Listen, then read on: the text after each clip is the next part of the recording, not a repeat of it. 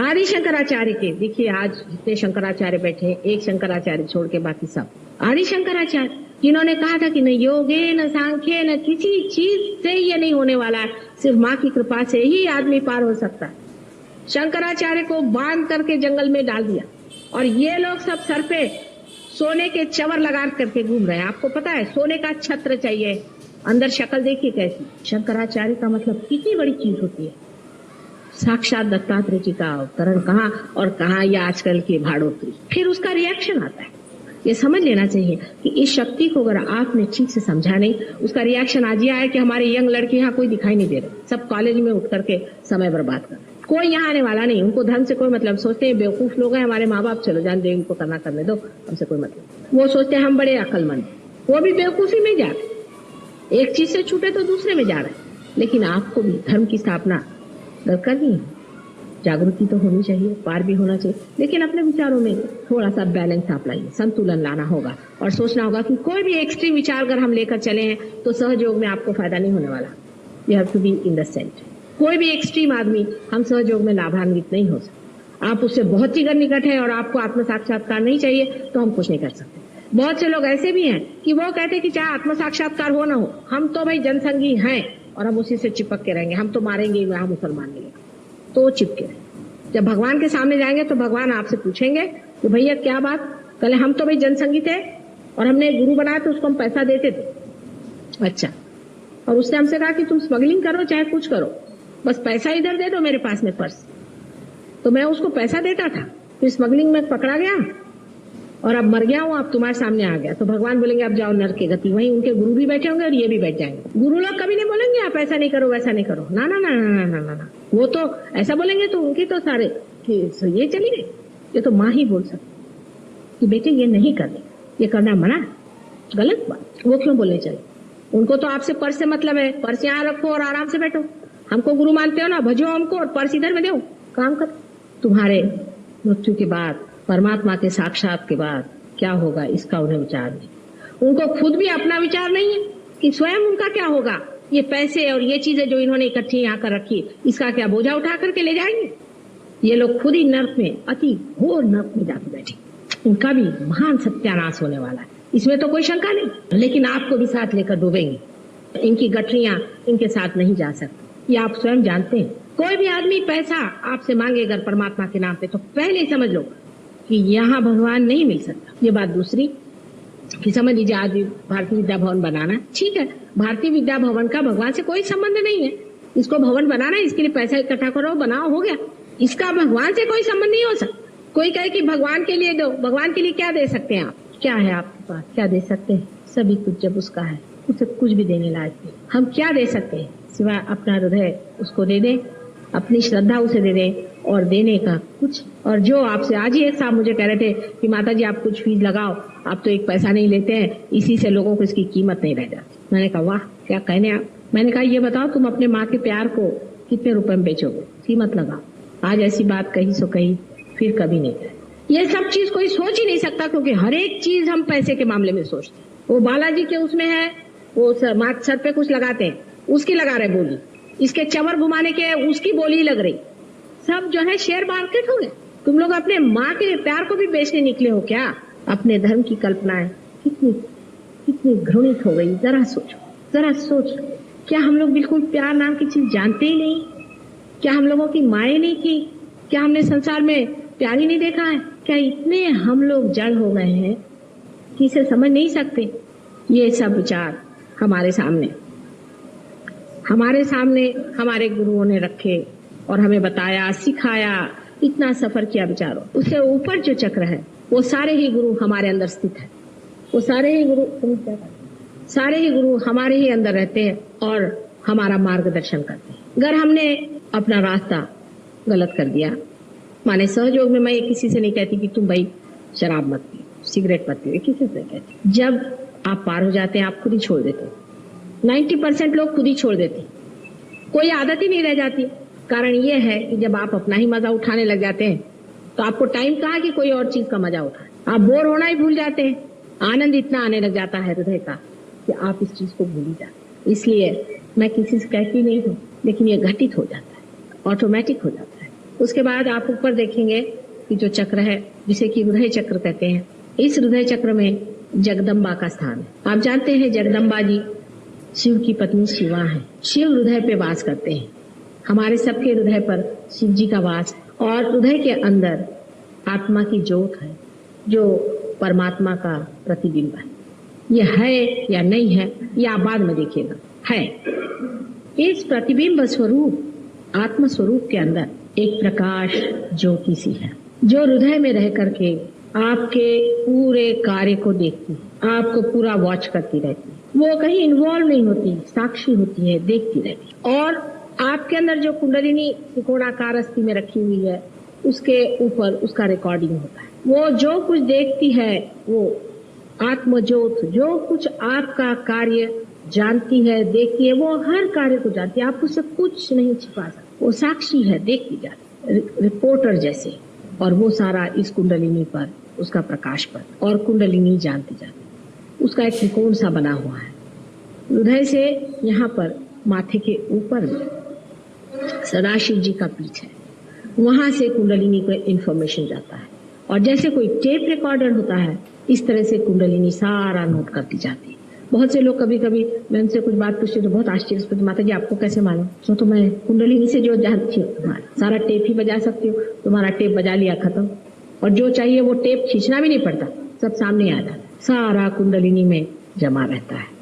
और ये आत्म की ज्योत अकेली तना जलती रहती। जब कुंडलिनी जागृति होती है, जब कुंडलिनी उठ करके और ब्रह्मरंध्र को छेदती है, तो सदाशिव जी का पीठ जो सर के ऊपर में यहाँ पर है, सदा सर्वदा आपके ऊपर वो रहता है। इसी के कारण आप में सत असत विवेक बुद्धि होती है, कॉन्शियस उसी की वजह से। और तब जब वो वहां जाकर के छू जाती है, तो जैसे गैस में एक छोटी सी लाइट जलती रहती है, और उसमें जब गैस का फोर्स आकर के मिल जाता है तो सारा वो प्रज्वलित हो जाता है। उसी प्रकार आपकी सारी चेतना में ही उसका आभास आ जाता है, उसकी चेतना आ जाती है। ये जो हाथ में जो बाद में वाइब्रेशंस आपके आते हैं, ये उसी की चेतना का असर है। और उसी के बाद मनुष्य साक्षी स्वरूप हो जाता है। ये घटना घटित होनी पड़ती है, ये कोई भाषण से नहीं होने वाली। अभी जब मैं भाषण आपको दे रही हूँ, अभी वाइब्रेशंस मेरे चल रहे हैं और आ रहे हैं, और आपके अंदर उसकी घटना जो भी है हो रही। लेकिन सब लोगों जो भाषण देते हैं और किताबें पढ़ते हैं, उससे नहीं होता। इसके लिए बड़ा अधिकारी कोई चाहिए, और अधिकारी ऐसा चाहिए कि जो प्रेम में पूरी तरह से परमात्मा से एकाकार। अधिकारी का मतलब तो स्पेक्टेकुलर कोई होना चाहिए कि 7 मंजिल पे बैठा हो, सब लोग उसके नीचे जाके पांव छुए। उन्होंने आया गर्दन एक ने मारी गुरुजी के सर पे, फिर दूसरा उसने गर्दन मारी, वहां 25 रुपए रखो, किसी ने 500 रुपए रखे, और वो 4 पंख लगा करके वहां बैठे हुए, 2 सींग लगा करके। नहीं, इसका अधिकारी अत्यंत सीधा साधा होता है। हम लोग राधा जी को आदिशक्ति मानते हैं, सीता जी को मानते हैं। सीता जी में क्या विशेषता? हम लोग मेरी को मानते हैं, क्राइस्ट की मदर को आदिशक्ति। क्या था? बहुत सर्व साधारण माताएं थी, बहुत सर्व साधारण, लेकिन अंदर से शक्तिशाली थी। उनकी शक्ति को जानने के लिए लोगों को रियलाइज होना पड़ता था, नहीं तो लोग नहीं जानते। सीता जी के समय में तो इस कदर लोगों में सेंसिटिविटी थी, इतने सेंसिटिव लोग थे। आज वैसी बात नहीं दिखाई देती। मैं भी सातारा गई थी, तब मुझे लगा कि वो सेंसिटिविटी के लोग यहाँ हैं, लेकिन और तो कहीं मैंने ऐसे देखे नहीं कि एकदम मानो जैसे उन्होंने जान ही लिया ये चीज क्या है। इतने सेंसिटिव लोग थे, फट से पार। उनके राजा की मदर ही इतनी सेंसिटिव थी कि मुझे बड़ा आश्चर्य लगा। मैं कहीं सातारा जैसे छोटी जगह में, शिवाजी की शायद वहां के पुण्य प्रताप से ऐसा हो, लेकिन लोग इतने सेंसिटिव थे कि जैसे कि बिल्कुल पूरी तरह से तैयार थे दीप, और चट से जल गए खटाखट। बहुत ही सुंदर। इस तरह के लोग जब होते हैं तो ये कार्य हो जाता है। सेंसिटिविटी जरूर होनी चाहिए इस चीज के लिए कि आदमी सेंसिटिव हो। नहीं हो तो हम मेहनत करते हैं और किया है। अब ऊपर के चक्रों में से जो मैंने जगदम्बा का चक्र बताया है, आप जानते हैं कि जगदम्बा जी ने अनेक बार अवतार लेकर के भवसागर में आ करके और सब भक्त वत्सल लोगों की रक्षा की है। उन्हीं में से आप लोग भी आज कलयुग में आप उसी को खोज रहे, आप भी उन्हीं में से आए हुए। आप पे भी कोई संपदा हुए बगैर आप यहाँ आने वाले नहीं और आप पार होने वाले नहीं। अगर आप ये जान लें कि ये आप ही का चेक है जो मैं कैश कर रही हूँ, आप ही की वहां पर सब जमा रकम जो है उसको मैं दे रही हूँ, मेरा अपना कुछ नहीं, मैं बीच में बैठी हूँ। मीडिएटर जैसा होता है, मैं बीच में बैठी हूँ, आपका है आप ले लीजिए। लेकिन इतना ही है कि मैं अनधिकार नहीं दे सकती, अधिकारी जो होगा उसे दूंगी, और जो कुछ भी मुझसे बन पड़ेगा, जितना भी मेरे प्यार से उसमें शक्ति से मैं डाल सकूंगी, करूंगी। होता है, अनेकों को हुआ, हजारों को हो गया, और आपको भी होना चाहिए। अब उससे ऊपर उसके साइड में जो चक्र है उसको आप कह सकते हैं कि वो श्री राम और सीता का चक्र है, क्योंकि जब इवोल्यूशन में 10 उनके अवतरण हुए थे तो उसमें से एक अवतरण श्री राम और सीता का हुआ था। और श्री राम का अवतरण इसलिए हुआ था कि संसार में ये बताया जाए कि आदर्श राजा कैसे होना चाहिए। अब इस पर बहुत ज्यादा मैं बता नहीं सकती हूँ, टाइम कम है। और उसके ऊपर का जो चक्र जिसको कि हम आज्ञा चक्र कहते हैं, जो ऑप्टिक थैलेमस, जहां पर कि हमारे 2 आंखों की जो नर्व्स है मिलती हैं, उस जगह सेंटर में एक सेंटर है जिससे कि पिट्यूटरी और पीनियल ग्लैंड्स दोनों कंट्रोल होती है, जिससे ईगो और सुपर ईगो मनुष्य का जो सर में बना हुआ है वो कंट्रोल होता है। और इसके अलावा ये जो चक्र है इसके बीच जहां पर आप यहाँ पर देखें, एक तो ये आज्ञा चक्र है और यहाँ बीचों बीच यहाँ पर श्री कृष्ण का चक्र, ये श्री कृष्ण का चक्र है, क्योंकि ये चक्र ये बताता है कि मनुष्य ने जब अपनी गर्दन उठा ली तब उसने आंख परमात्मा की तरफ उठाई है। जब तक वो पृथ्वी की तरफ उसकी गर्दन थी तब तक विराट या परमात्मा की ओर उसकी दृष्टि नहीं थी। जब उसने अपनी गर्दन ऊपर को उठा ली, जब वो जानवर से मनुष्य हो गया, जब उसने गर्दन उठा ली, तब यहाँ कंठ में श्री कृष्ण का वास है। और श्री कृष्ण की शक्ति राधा जी है।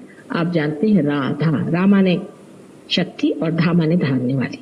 और इस शक्ति के कारण ही आप साक्षी स्वरूप होते हैं। अब ये काफी अंदर की बातें हैं और सिर्फ मैं अभी आपको चक्र और उसके अधिष्ठित देवताओं के नाम बता रही हूँ। उससे आगे इससे क्या होता है, उसकी बारीकी क्या है, उसमें सटलनेस क्या है, उसका और क्या है, बहुत कुछ है बताने का। हमारे यहाँ कुछ ऐसे लोग हैं जो इसमें निष्णात हो गए। आप लोग भी प्रयत्न करें, करीबन आप अगर बार प्रोग्राम होते रहते हैं हमेशा भारतीय विद्या भवन में, आप लोग आए, जाने, समझे। किताब भी कुछ किसी ने लिखी हुई है, मैंने तो अभी तक कुछ लिखा नहीं, लेकिन सब लोगों ने कुछ कुछ लिखा हुआ है, उसे देखें। मेरे लेक्चर्स हैं, उनको सुने और समझे और अपने हाथ चलाएं, तब आपको पता होगा कि जो मैं कह रही हूँ वो सही है या।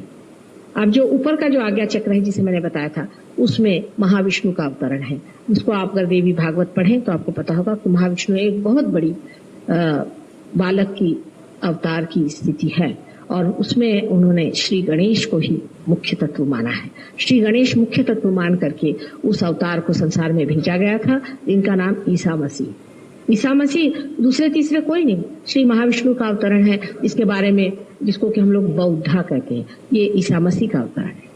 और उनकी जो मदर थी वो स्वयं राधा जी स्वयं।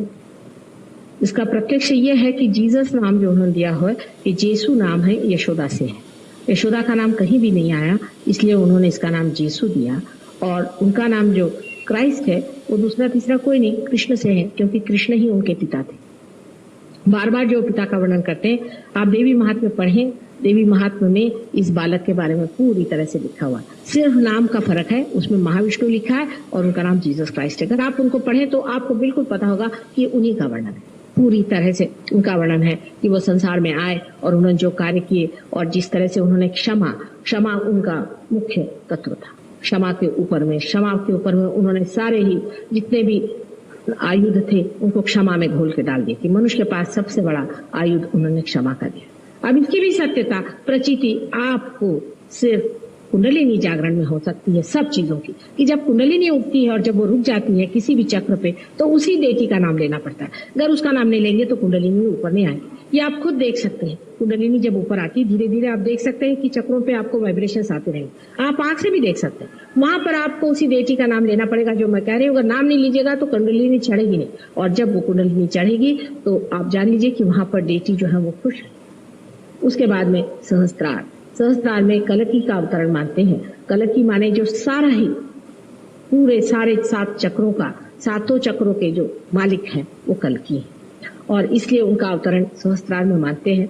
और ये आदि शक्ति का सबसे अत्युच्च अवतरण है, क्योंकि इसी के कारण, आदि शक्ति के कारण ही यहाँ पर सहस्त्रार को खोला जा सकता है, नहीं तो कभी नहीं खोला जा सकता। साथ ही सारे देवता इस चक्र पे विराजमान होते हैं और ये सहस्त्रार का अवतरण है।